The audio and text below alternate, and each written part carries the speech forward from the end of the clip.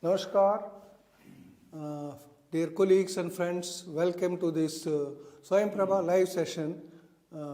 Today is the sixth day and the final day of the live session for this particular batch, that is the batch number 8. I am sure that you must have benefited from the last 5 live sessions. Of course, along with that, we have gone through a rich resource material which was available in Swayam platform, the units, the SLM content units, you have gone through it, and the various almost 30 plus videos on different themes of NEP 2020 by the renowned experts we loaded on the Swayam platform. I am sure you must have gone through that. Of course, through this Swayam Prabha live channels, you are further benefiting on various aspects of the NEP 2020. I am sure that this session also will have a very, very effective interaction on a very important theme of NEP 2020. I request you all to go through the session and then raise the questions related to the topic. Today's topic is NEP 2020 Institutional Development Plan. I think you must have heard it, IDP, Institutional Development Plan. I think quite a few institutions started formulating the plan. Not all the institutions doing it, but before that, you should understand what are the key objectives of the IDP, what constitutes the IDP, how to formulate the IDP, what are the basic features of IDP. I think this is what we will be focusing today. For this, we have a very senior colleague, Professor Ramachandran sir with us. He is not feeling well, but he has committed to us, so naturally he reached us to interact with you. I will not take more time except 2 words. He is a very senior advisor in the National Institute of Educational Planning and Administration at the moment. Before that, he held a very important position at the national and international levels. He was associated with the African Institute of Educational Planning and Administration, and then he was associated with UNICEF activities for a long time within India and outside India. I think that's a rich experience he had. Of course, before that, he retired as a professor of NCRT. You all know that, National Council of Education Research and Training. And then after that, along with these roles, he associated with the formulation of NEP 2020 in the deliberations and discussions. Naturally, he knows ins and outs of these deliberations and what finally has come out as NEP 2020. So naturally, the right person to talk about NEP 2020 Institutional Development Plan along with any other related issue will be through. Without taking much time, I welcome you, sir, on behalf of us and on behalf of all our colleagues. With this thing, once again, I welcome you, sir. Please. Thank you, Professor Murthy. The topic needs a lot of time, but I have only 45 minutes. So I'll try to enunciate the basic principles underlying the Institutional Development Plan. One of the important recommendations of NEP 2020 is the development of an institutional plan by every institution to promote what is called institutional excellence. The term Institutional Development Plan means the development of a program and program for improvement of educational programs and practices, keeping in view the resources available, likely to be available, and also the felt needs of an educational institution. That's what we refer to the process of institutional development plan. The plan is the product of this process, which gives a roadmap for the development and improvement of the educational institution. So, that is a simple meaning. What does an institutional plan depict normally? Number 1, what the institution should be like, say in a span of 10 years, 15 years, 20 years, and so on. That means, what is the vision of an educational institution? Second is what you call, how do we reach these objectives, goals? what are the goals we should pursue? And third element is, how do we reach these goals and objectives? That means strategies.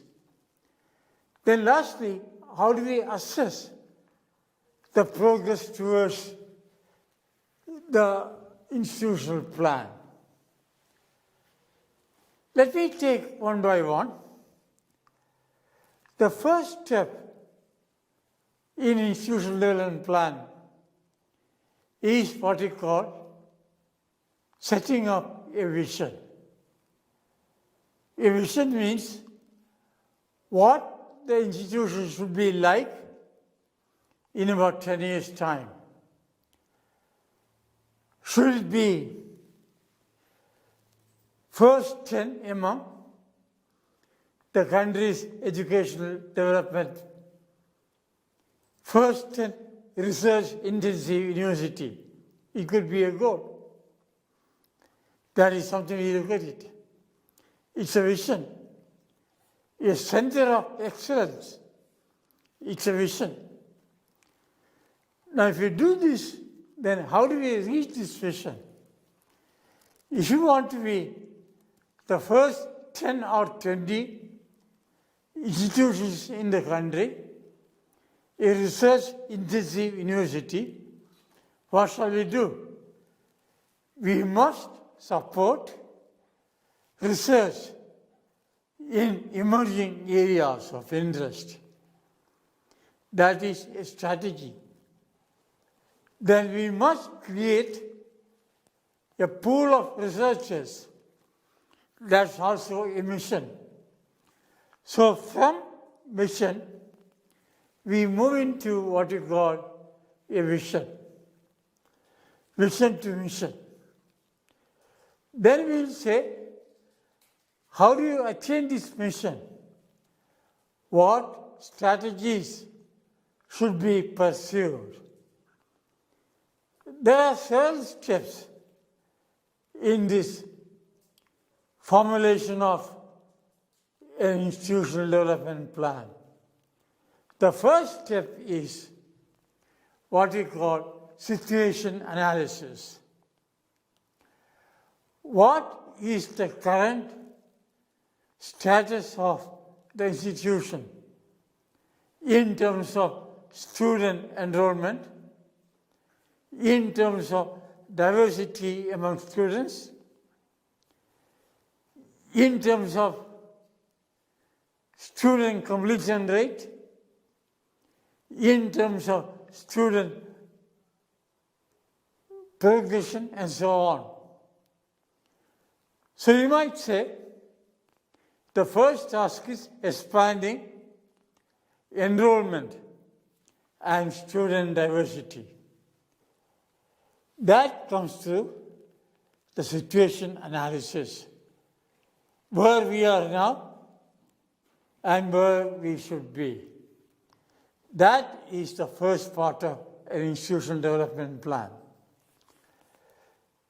Then we might say, how do we expand enrollment?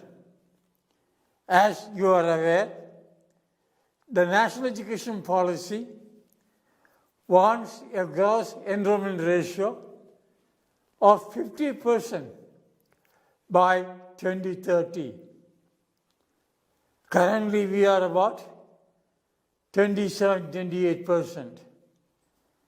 Can we enhance this to 50% during the next 10 years?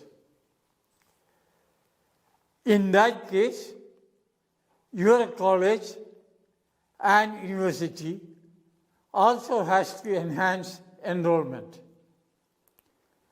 With the diversity, students from all states, if possible, students from all socio-economic language background, how we can enhance diversity. How do we do it?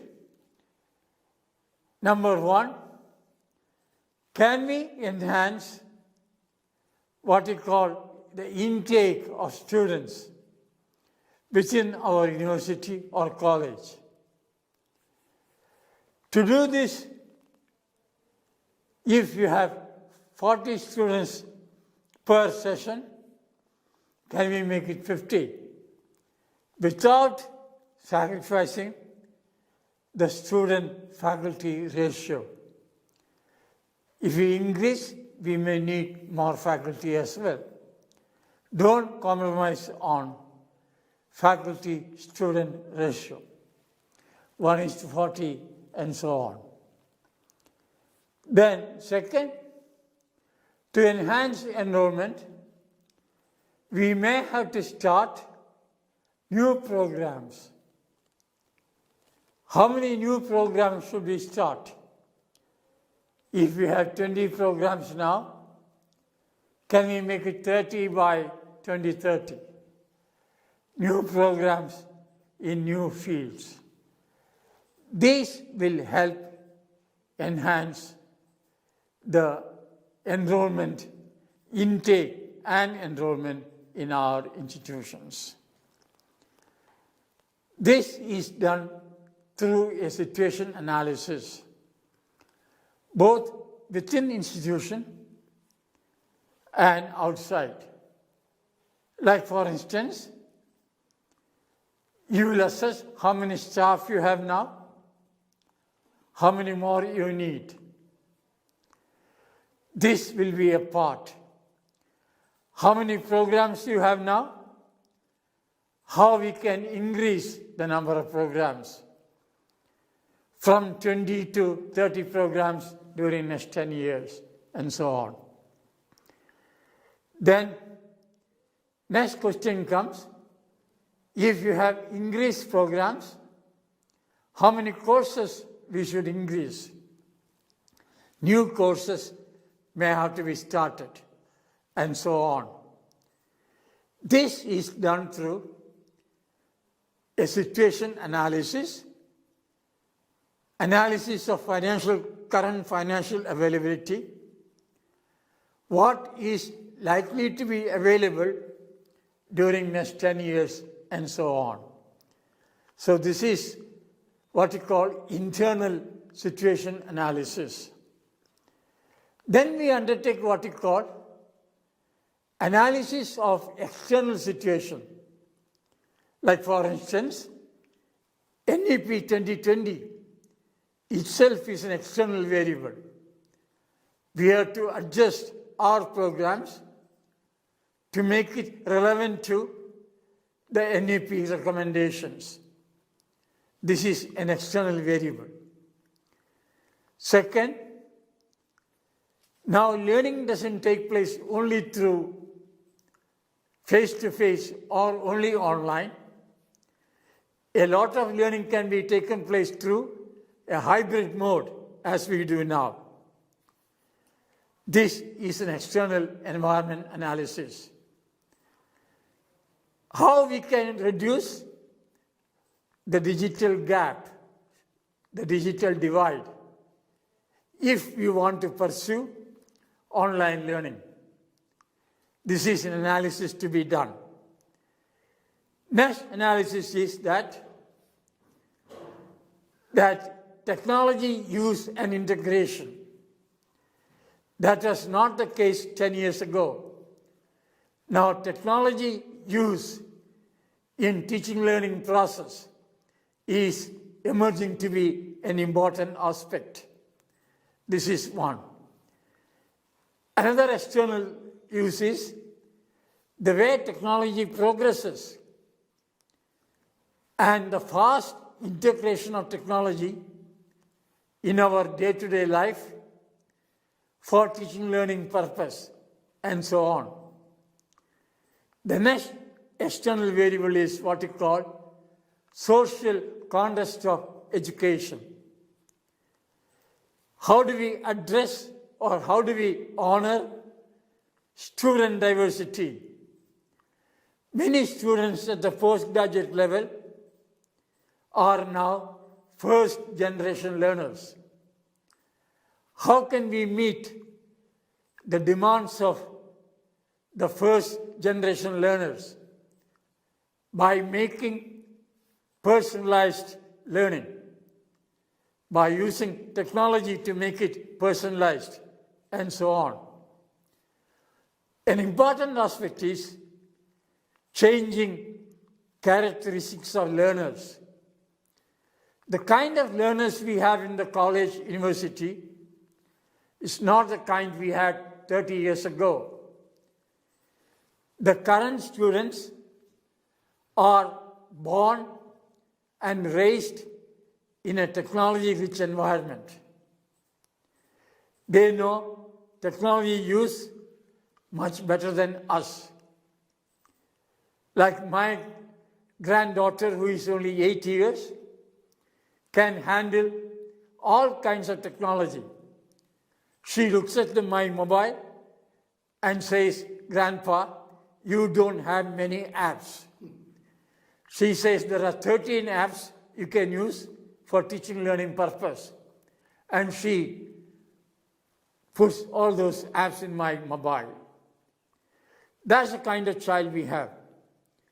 And these students who come to our college, they will use technologies which don't exist now.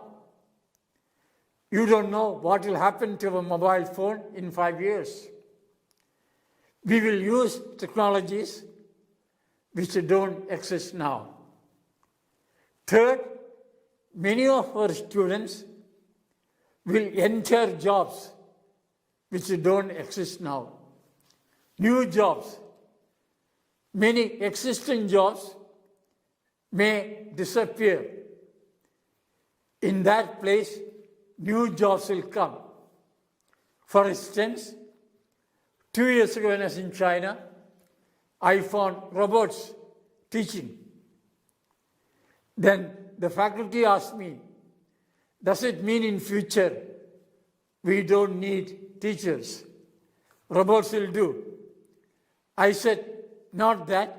You will be the designer of the program transmitted by the robot. Your role from transmitter of knowledge changes into a designer." These are all external variables which attack our current scenario. Tremendous changes. So in institution development plan, therefore, we should look into some of these internal and external variables and decide where we want to be. The vision, we want to be, my college should be first 50 among the NIRF ranking. Then the mission for that, what we should do, that is the mission. Then how do we achieve this mission strategy? I gave one thing. Then once we do this, we formulate our goals. There may be 8 goals. Number 1, I mentioned already, expanding enrollment and diversifying student population in our college and university. This is a goal. Second goal is achieving student excellence. All our students should achieve excellence in learning and learning outcomes. What are these? One outcome is what we call learning gains, enhanced learning outcomes, achieving specified graduate attributes. Like I used to give an example, what could be the graduate attributes? I always give an example of an example from industrial and organizational psychology, which says something like this. Once in a company in the United States, a machine went out of order. The chief executive officer of the company called a few engineers. They could not find out what went wrong and how it can make again the machine functional. Then came an ordinary mechanic. The mechanic touched the machine at different places, and he found the problem was the machine was jammed a few places. He asked the CEO, "May I have a hammer?" He was given a hammer, and he hit the machine 3 places.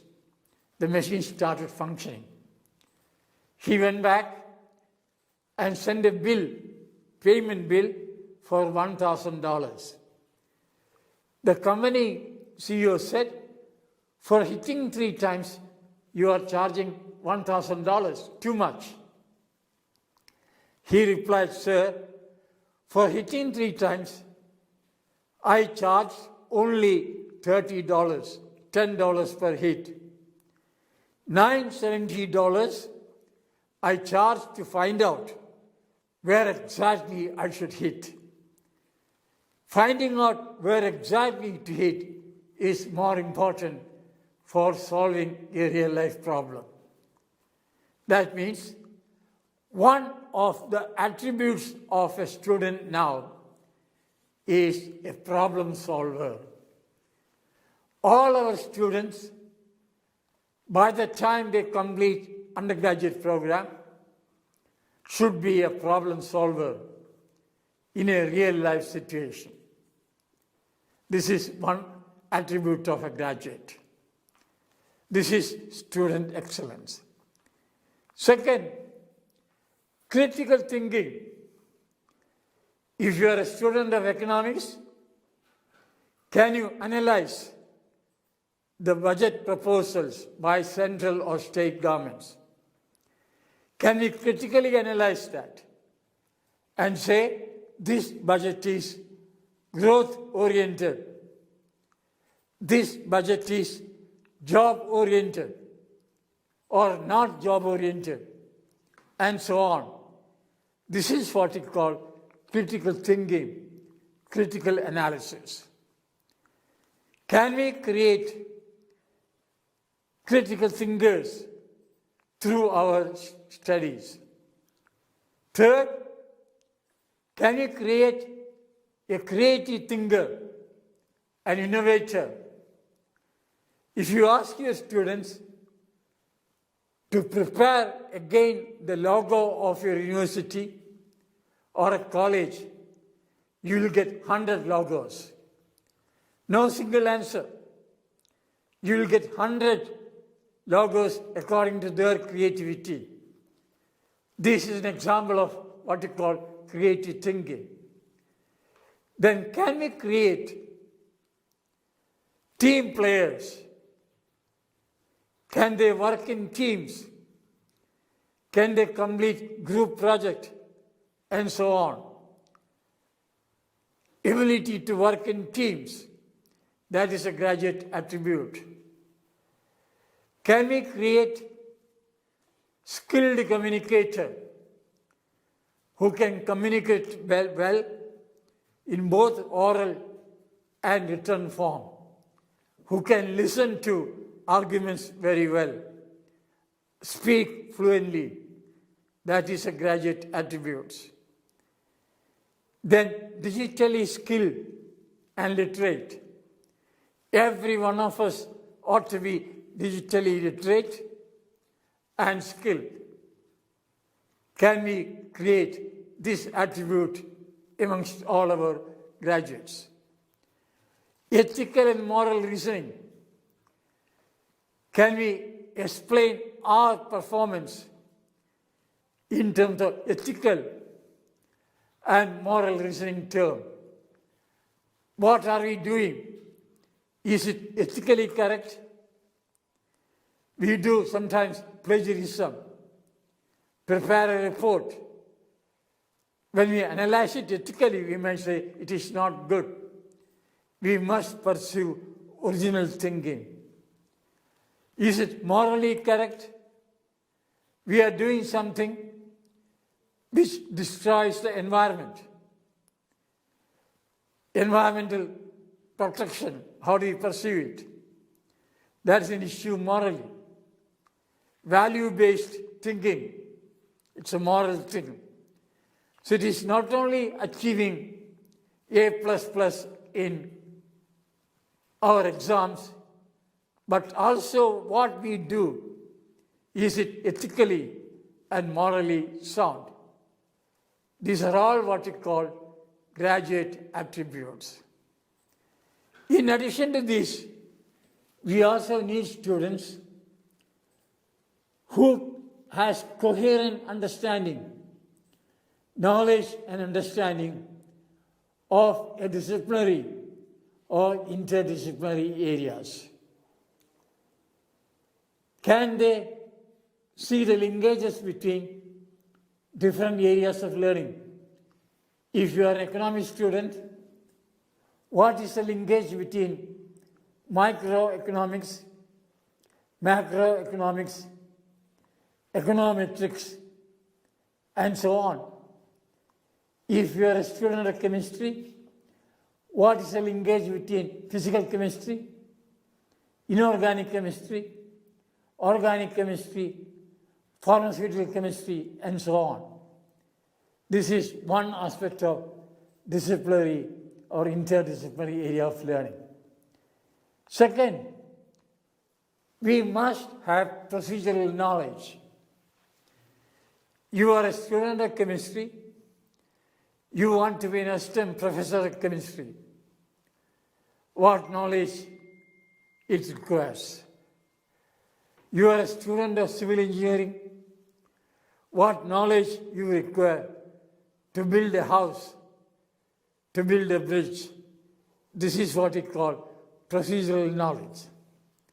Third, skills required to practice the procedural knowledge.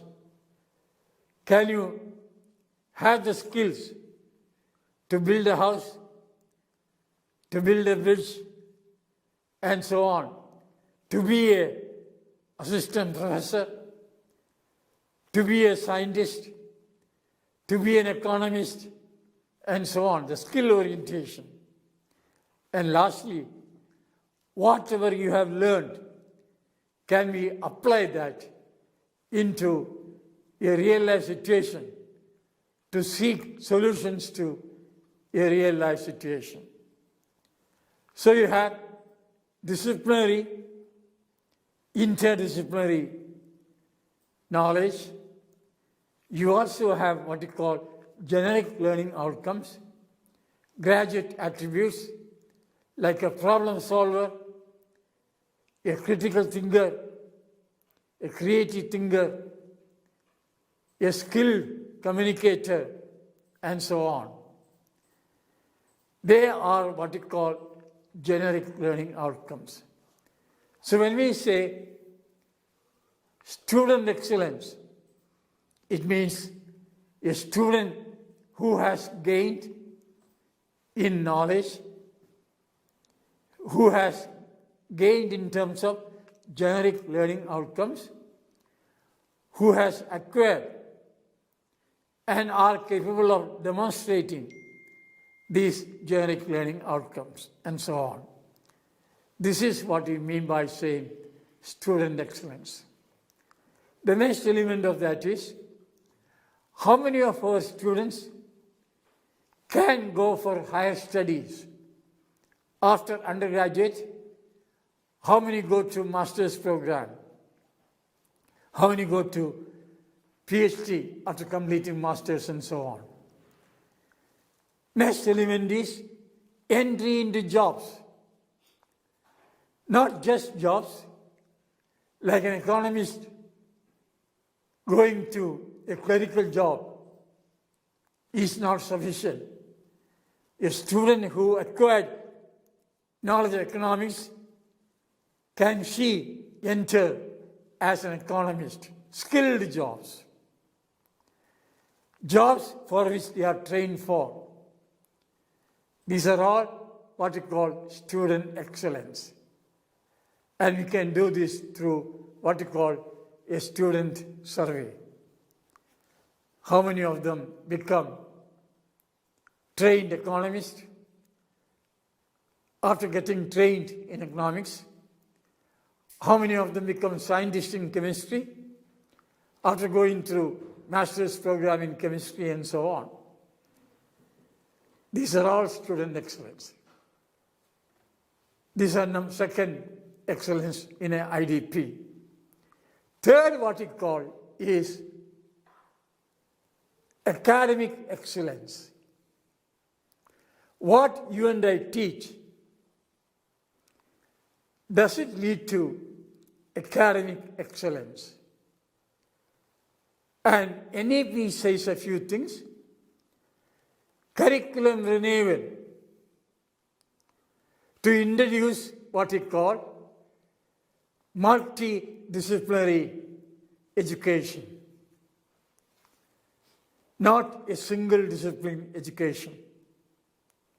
For that, can we convert our institutions into a multidisciplinary institution? Can we do this in next 5 years? Can we do this next 10 years? That will be the point of reference for the institutional development plan. So, two important things. When I say multidisciplinary institution, you might say, my college is multidisciplinary because we have Department of Chemistry, Department of Physics, Department of Economics, and so on. Not enough.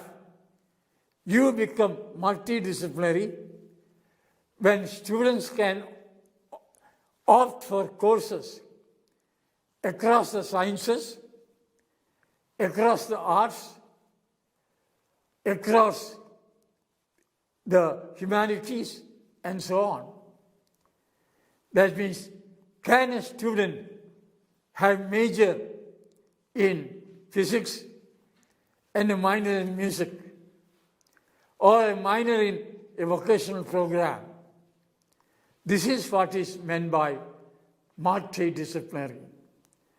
So first, try to convert your college into a multidisciplinary institution, and that must be specified in the IDP, by which year we will reach this goal. Then introduce multidisciplinary undergraduate program. Today the UGC has released the 4-year undergraduate program, framework and credit framework.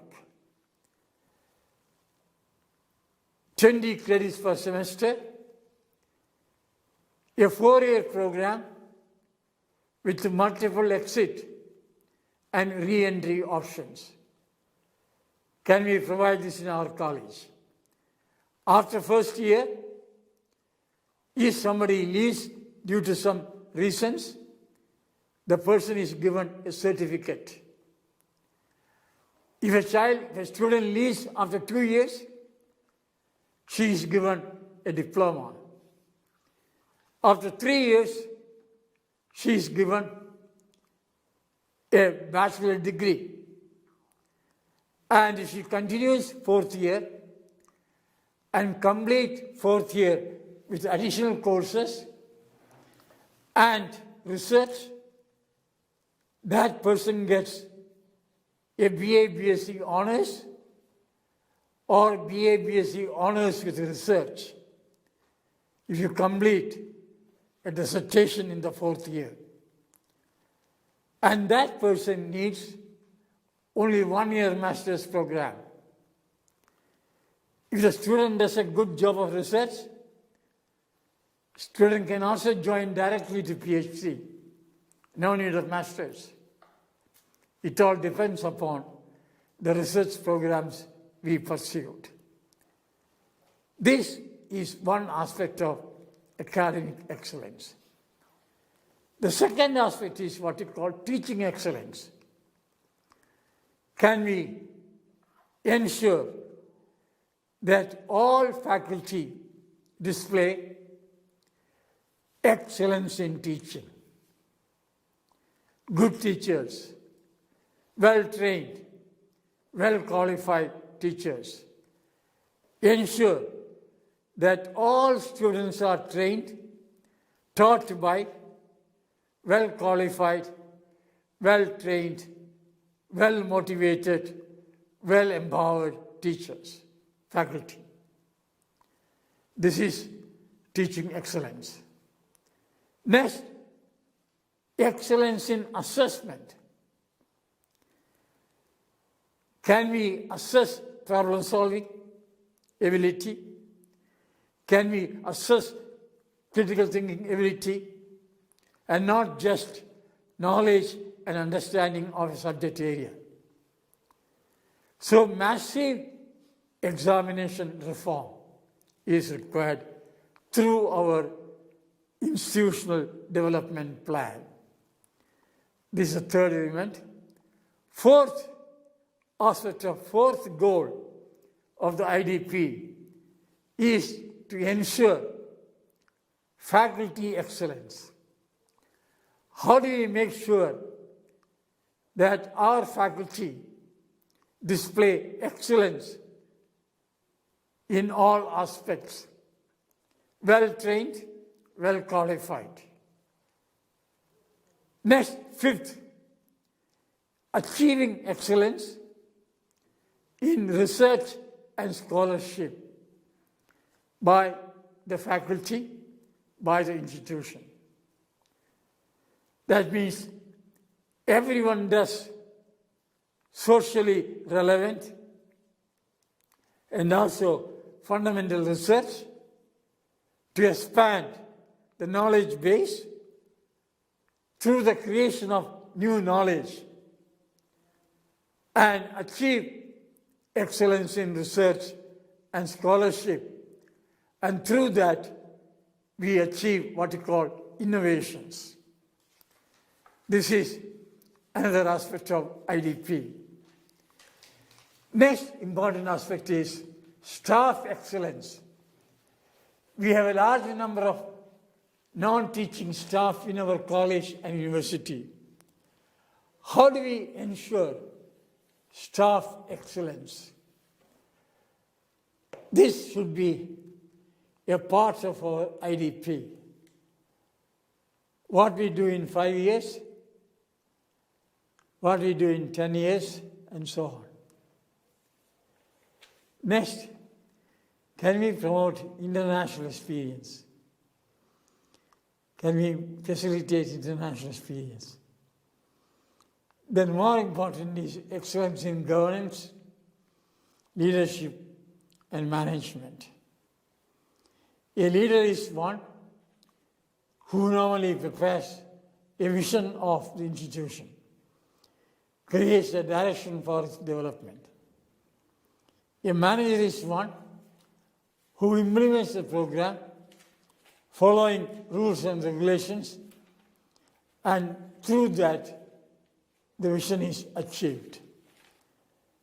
Governance means the board of governance, how effective it is, how does the academic council function, how does the board of management function. So achieving excellence in governance, leadership, and management, a very important aspect of IDP. These are the 8 aspects of an IDP. Number 1, expanding enrollment, intake, and diversifying student community. Number 2, student excellence. Number 3, academic excellence. Number 4, faculty excellence. Number 5, achieving excellence in research and scholarship. Number 6, staff excellence. Number 7, excellence in terms of international exposure of both students and faculty exchange programs, and so on. And number 8, excellence in governance, leadership, and management. All IDP should indicate these areas. These are also in tune with what you call the NAC accreditation formula, that academic excellence. How are we implementing the NEP recommendations in terms of establishment of multidisciplinary institutions or interdisciplinary? Last time during my discussion, I explained the difference between multidisciplinary, interdisciplinary, transdisciplinary. Since the group is new, I'll repeat that. Multidisciplinary is something like the salad you and I eat. In a salad, we eat cucumber, we eat tomato, we eat capsicum, and so on. They retain their identity, but together they give the taste of what you call a salad. That is the multidisciplinary. You may have a multidisciplinary team from physics, computer science, economics to design a financial model. But they retain the spirit, but together they create what you call a financial model. So that is an example of multidisciplinary. Interdisciplinary, I give example normally. Something like our dal tadka or sambar. The gravy of a sambar, you can't distinguish between the ingredients. They gel together and create a taste. So in interdisciplinary studies, we do the same thing. Like Bachelor of Business Administration, it is interdisciplinary. Many areas gel together and create a marketing executive. Women's studies is a statistics, sociology, psychology, all together make what you call women's studies. That is interdisciplinary. Transdisciplinary, I normally example, borrowed from two others, Park and Cho. It is something like a cake. When you see a cake, you can't distinguish between the ingredients at all. They all join together and give the taste of a cake. They all join together disciplines and solve a complex problem. A complex problem related to or involving many disciplinary areas. That is transdisciplinary studies. So therefore, the policy does talk about multidisciplinary, interdisciplinary studies and so on. Can we ensure that we introduce a multidisciplinary studies through a major 60 credits program, deep study, minor 24 credits, multidisciplinary areas? Can we also have vocational program, internship, field-based learning, community engagement and service, so that the program becomes experiential, more practice-oriented? How do you go about it? Some direction must be given by the institutional development plan. These are some of the goals. Then from the goals we derive what you call specific objectives. I want to increase the enrollment in our college by 25% by 25-26, by 50% by 2029-30, very specific, increase by 25% by 25 or 26, 30% or 50% by 2030, and so on. These are specific objectives. Increase the number of programs to make it multidisciplinary by 5% within 2 years, 10%, 25-26, 50% by 2030-35. These are what you call specific objectives. The number of faculty who underwent orientation and refresher courses increased by 50% by 25-26, 100% by 2030. Clear-cut, observable, measurable targets. This is the next level, specific objectives. Then to reach objectives, what strategy should be used? Like starting new programs, enhancing intake, introducing multidisciplinary program, creating new departments of music, arts, and so on, if you don't have one. When shall we do it?